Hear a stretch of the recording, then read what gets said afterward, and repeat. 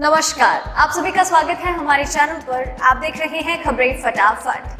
तो चलिए आपके दिन की शुरुआत करते हैं दिन भर की गर्मा गर्म खबरों से और आप इन खबरों का आनंद लीजिए अपनी सुबह की गर्मा गर्म चाय से। तो चलिए इतनी सब चीजें तो आप जानते ही हैं कि हाल फिलहाल में सबसे ज्यादा इम्पोर्टेंट है कोरोना वायरस और उसकी वैक्सीन। इसके अलावा प्रधानमंत्री नरेंद्र मोदी भी लगातार कई बड़े फैसले ले रहे हैं, कई अहम फैसले ले रहे हैं। तो साथ ही साथ देश की सुरक्षा एक अहम मुद्दा है और इस पर लगातार कई बड़ी प्रतिक्रियाएं सामने आ रही है। एलएसी पर जमा हुआ तनाव, सैनिकों की तैनाती, ये सब सबसे बड़ा मुद्दा है। और इसके अलावा त्योहारी सीजन में देश के नागरिकों के लिए कई बड़ी अपडेट सामने आ रही है जो कि आपके लिए जानना बहुत जरूरी है और उसके लिए आपको वीडियो के साथ अंत तक बने रहना होगा। तो चलिए खबरों की ओर रुख करने से पहले एक नजर डाल लेते हैं सुर्खियों की ओर। अर्थव्यवस्था को पटरी पर लाने के लिए मोदी सरकार दे सकती है एक और राहत पैकेज। कोरोना से लड़ने के लिए सिर्फ वैक्सीन के इंतजार में बैठे रहना बेमानी, WHO ने दी ये सलाह। कोरोना वायरस का टीका कब से लगना शुरू होगा, सरकार ने किया इशारा। ये देश अपने नागरिकों को बिल्कुल फ्री में देगा कोरोना वैक्सीन। यहाँ संक्रमण के केस भी हैं बहुत कम। त्योहारी सीजन से पहले रेलवे ने यात्रियों को दी बड़ी सौगात, चलने वाली है 392 फेस्टिवल ट्रेनें। अगर आपने अपने जनधन खाते को किया है आधार कार्ड से लिंक तो मिलेंगे 5-5 हजार रुपए। बाइक चलाने वालों के लिए अच्छी खबर, सड़क दुर्घटना से बचाएगा ये कमाल का डिवाइस। जी हाँ दोस्तों, ऐसी और भी कई खबरें और अपडेट्स निकलकर सामने आ रही हैं जिनकी सही और सटीक जानकारी हम आपको आगे इस वीडियो में देंगे। बस आप वीडियो के साथ अंत तक बने रहिएगा।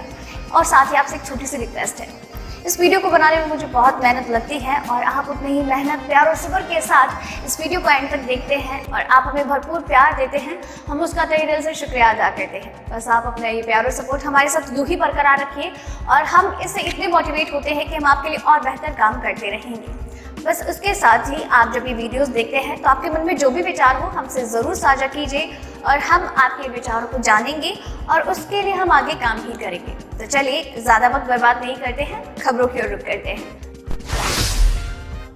देश में कोरोना वायरस के संक्रमितों का आंकड़ा 72 लाख के पार हो गया है। पिछले 24 घंटे में 63,509 लोगों की रिपोर्ट पॉजिटिव आई है। इसके बाद संक्रमितों की संख्या 72,39,390 हो गई। 730 मौतें पिछले 24 घंटे में हुई। कोरोना से अब तक 1,10,586 लोग अपनी जान गंवा चुके हैं। राहत की बात तो ये है कि रिकवरी रेट भी लगातार बढ़ रहा है। अब तक 87% यानी 63,01,928 लोग ठीक हो चुके हैं। मंगलवार को 73,903 लोगों को डिस्चार्ज किया गया। बढ़ते हैं अब अगली खबर की ओर।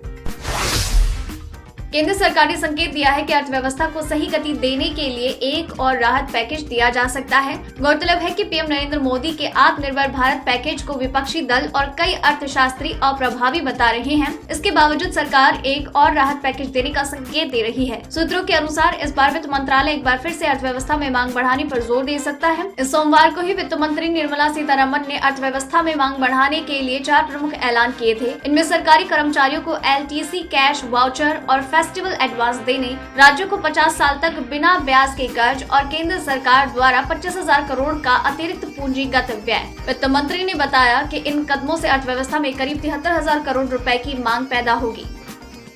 चलिए बढ़ते हैं अब अगली खबर की ओर। जम्मू कश्मीर की पूर्व मुख्यमंत्री और PDP प्रमुख महबूबा मुफ्ती को करीब 14 महीने के बाद कल रिहा किया गया। रिहाई के बाद महबूबा मुफ्ती ने अपनी एक ऑडियो संदेश जारी किया और जम्मू कश्मीर के लिए संघर्ष का ऐलान किया। पिछले साल 5 अगस्त को जम्मू कश्मीर से अनुच्छेद 370 हटाने और धारा 35A को खत्म करने से ठीक पहले जन सुरक्षा कानून के तहत महबूबा मुफ्ती को नजरबंद किया गया था, मगर अब उन्हें 14 महीने के बाद रिहा कर दिया गया। इसके बाद महबूबा मुफ्ती ने कहा कि उस काले दिन का काला फैसला उनके दिमाग में हर रोज खटकता रहा है। इसके साथ ही ऐलान किया गया है कि अनुच्छेद 370 की बहाली के लिए वो फिर से संघर्ष शुरू करेंगी। 370 हटाने का फैसला सही था या नहीं, ये नीचे कमेंट में जरूर बताएं। चलिए अब बढ़ते हैं अगली खबर की ओर। नार्वे दुनिया का ऐसा पहला देश है जिसने अपने देश के नागरिकों को फ्री में कोरोना वैक्सीन उपलब्ध कराने का ऐलान किया। नार्वे सरकार ने कहा, कोरोना वैक्सीन सभी देशवासियों को बिल्कुल फ्री में दी जाएगी और इस तरह हमारा देश राष्ट्रीय टीकाकरण कार्यक्रम का हिस्सा बन जाएगा। नार्वे एक यूरोपियन देश है लेकिन यूरोपीय संघ का सदस्य नहीं। यहाँ की सरकार का कहना है कि अगले साल अगस्त तक यूरोपीय संघ फार्मा कंपनीज के साथ बातचीत के माध्यम से कोरोना के खिलाफ बनी वैक्सीन हासिल कर ली जाएगी। नार्वे की प्रधानमंत्री एर्ना सोलबर्ग ने एक बयान में कहा, हम ज्यादा से ज्यादा लोगों तक एक सुरक्षित और प्रभावी कोरोना वैक्सीन पहुंचाना चाहते हैं। यही कारण है कि वैक्सीन एकदम फ्री होगी। चलिए बढ़ते हैं अब अगली खबर की ओर।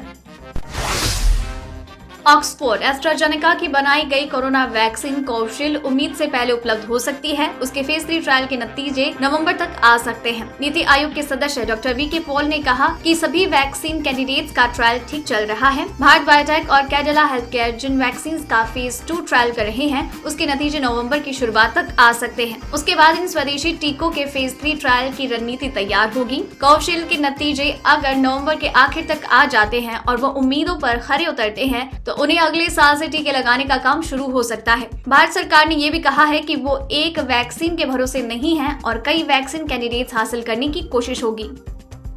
चलिए बढ़ते हैं अब अगली खबर की ओर। कोरोना वायरस के खिलाफ लड़ने के लिए सिर्फ वैक्सीन के इंतजार में बैठे रहना बेईमानी है, बल्कि इसके संक्रमण को प्रसारित होने से रोकने के लिए जो भी व्यवस्थाएं अभी मौजूद हैं, उनका भरपूर इस्तेमाल करना होगा। WHO के महानिदेशक ने कहा कि दुनिया भर में कोरोना संक्रमण के मामले बढ़ रहे हैं और सभी देशों को अभी सतर्क रहने की जरूरत है। कोविड-19 वायरस अभी भी फैल रहा है और कई लोगों के इसके चपेट में आने का संदेह है। ऐसी स्थिति में सिर्फ वैक्सीन के इंतजार में बैठा नहीं जा सकता है। मौजूदा स्वास्थ्य व्यवस्था का इस्तेमाल करके लोगों की जिंदगियां बचाना जरूरी है। उन्होंने कहा कि इसके लिए सबसे पहले बड़े जलसे पर प्रतिबंध लगाना चाहिए। दोस्तों, खबरों का सिलसिला अभी थमा नहीं है। आपके लिए खबरें लगातार यूं ही पहुंचाते रहेंगे। बस आप चैनल के साथ बने रहिए, चैनल को सब्सक्राइब कर लीजिए, बेल आइकन को दबा दीजिए ताकि आप तक खबरें लगातार पहुंचती रहे, नोटिफिकेशन आपको मिलते रहे। तो चलिए ज्यादा वक्त बर्बाद नहीं करते हैं, अगली खबर का रुख करते हैं, जहां जानेंगे मौसम का हालचाल। साथ ही आपको बताएंगे कि पेट्रोल और डीजल के दाम क्या चल रहे हैं। डोमेस्टिक मार्केट में सरकारी तेल कंपनियों ने आज फिर से डीजल और पेट्रोल के दाम में कोई बदलाव नहीं किया। दिल्ली में आज पेट्रोल 81.06 जबकि डीजल 70.46 रुपए प्रति लीटर के हिसाब से बिक रहा है। मुंबई में पेट्रोल 87.74, डीजल 76.86, कोलकाता में पेट्रोल 82.59 और डीजल 73.99, चेन्नई में पेट्रोल 84.14 और डीजल के दाम 75.95 रुपए प्रति लीटर है। बंगाल की खाड़ी में बना कम दबाव का क्षेत्र गहरे दबाव में बदल गया है। बुधवार तड़के ये उत्तरी आंध्र प्रदेश के तटीय इलाकों नरसापुर और विशाखापट्टनम से गुजरा, जिसके कारण यहाँ बहुत तेज बारिश हुई और जगह जगह पर जल जमाव हो गया। मौसम के बारे में सूचना भारतीय मौसम विज्ञान विभाग IMD ने पहले ही दे दी थी। IMD के चक्रवात चेतावनी प्रभाग ने बताया कि आज भी तेलंगाना में बेहद भारी बारिश की संभावना है। वहीं कर्नाटक, रायलसीमा, दक्षिण कोंकण और गोवा, मध्य महाराष्ट्र और मराठवाड़ के दूरस्थ क्षेत्रों में भारी से बेहद भारी बारिश का अनुमान है। IMD ने कहा कि बुधवार शाम तक आंध्र प्रदेश, ओडिशा, तमिलनाडु और पुडुचेरी के तटीय इलाकों में समुद्र से हालात खराब रहेंगे। चलिए बढ़ते हैं अगली खबर की ओर। सरकार की जनधन योजना में ग्राहकों को आर्थिक मदद के साथ साथ कई खास सुविधाएं दी जा रही हैं। आपको बता दें कि प्रधानमंत्री जनधन अकाउंट पर ग्राहकों को 5-5 हजार की ओवरड्राफ्ट फैसिलिटी दी जा रही है। इसके लिए शर्त यह है कि आपका अकाउंट आधार कार्ड से लिंक होना चाहिए। ओवरड्राफ्ट सुविधा के तहत अकाउंट होल्डर बैंक अकाउंट से तब भी पैसा निकाल सकता है जब उसके अकाउंट में कोई पैसा ना हो। अगर साफ शब्दों में करेंगे तो अगर आपका जनधन खाता आधार कार्ड से लिंक है तो आप अपने खाते से तब भी पैसे निकाल सकते हैं जब आपके खाते में एक भी रुपए ना हो, लेकिन इसके लिए खाते को आधार कार्ड से लिंक कराना जरूरी है। चलिए बढ़ते हैं अब अगली खबर की ओर। त्योहारी सीजन में यात्रियों की बढ़ती मांग के मद्देनजर भारतीय रेलवे ने 392 नई फेस्टिवल स्पेशल ट्रेन को चलाने को हरी झंडी दी है। इन ट्रेनों का संचालन 20 अक्टूबर से 30 नवंबर के बीच होगा, यानी ये ट्रेन 40 दिन के लिए होंगी। ट्रेनों की सूची के साथ जारी गाइडलाइन में रेलवे ने सभी जोन को ट्रेनों के समय की सारणी के हिसाब से और ट्रेनों के स्टॉपेज आदि तय करने का अधिकार सौंपा है। रेलवे का यह फैसला नवरात्र के शुरू होने से पहले आया। रेलवे का अनुमान है कि आगामी सप्ताह में यात्रियों की भीड़भाड़ में इजाफा होगा। आने वाले दिनों में कोलकाता, पटना, बनारस और लखनऊ में सर्वाधिक सवारियों के निकलने का अनुमान है। अक्टूबर और नवंबर महीने में दुर्गा पूजा, दशहरा, दिवाली और छठ पूजा जैसे बड़े त्योहार हैं। इस दौरान होने वाली छुट्टियों में लोगों की आवाजाही बहुत ज्यादा बढ़ जाती है। भारतीय रेलवे ने यात्रियों की मांग को देखते हुए 392 ट्रेन के संचालन को हरी झंडी दे दी है। चलिए बढ़ते हैं अब अगली खबर की ओर।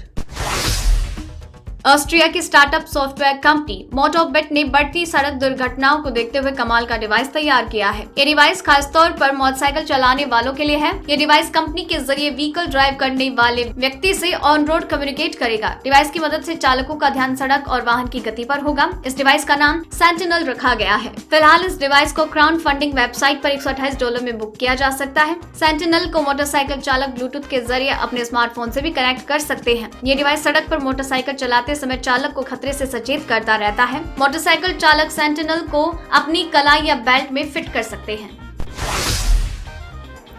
तो दोस्तों आज की इस वीडियो में इतना ही। खबरों का ये सिलसिला यही खत्म करते हैं, लेकिन आप तक खबरें लगातार पहुंचती रहेगी। बस आप चैनल को सब्सक्राइब कर लीजिए, चैनल के साथ लगातार बने रहिए और साथ ही वीडियो पसंद आई हो तो इसे लाइक और शेयर जरूर कीजिएगा अपनी फैमिली और फ्रेंड्स के साथ। और अगर आपने वीडियो एंड तक देखा है देन मेक श्योर कि आप अपना नाम मेंशन करें, साथ ही साथ अपने विचार भी हमसे साझा जरूर करें। धन्यवाद।